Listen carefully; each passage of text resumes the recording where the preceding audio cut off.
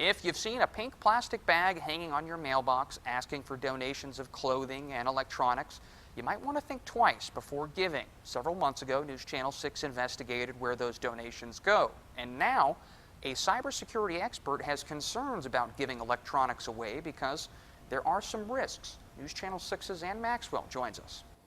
Inspire Outreach is the charity behind the bags. They're based in Atlanta, but they've passed out bags like these asking for donations at homes across the Southeast and even as far away as Indiana. But the Better Business Bureau says to be wary of donating to them. The charity did not provide any financial information this year, so the BBB is not able to verify how donations are used.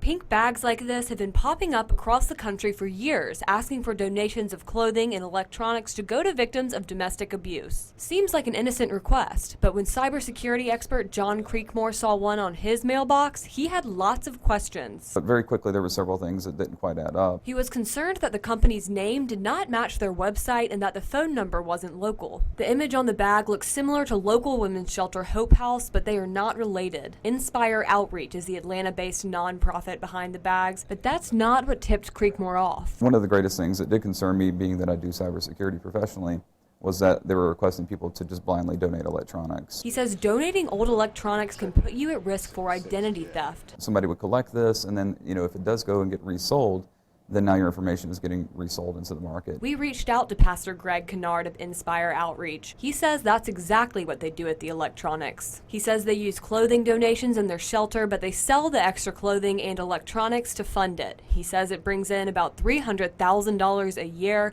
but says they rarely get things like old phones and computers. But he does not know if they are wiped before they are resold. It's not very common today that charitable organizations solicit for removable media, electronics, cell phones, computers, tablets, because they understand the day with cybersecurity risk on the rise and identity fraud becoming very commonplace, that even though this may be a nonprofit, legitimate charitable organization, they could be making themselves targets too for of course, crime. Creekmore says if you do want to donate your old electronics or computers to a charity, it's best to find a reputable charity that does it for you. Alicia, back to you.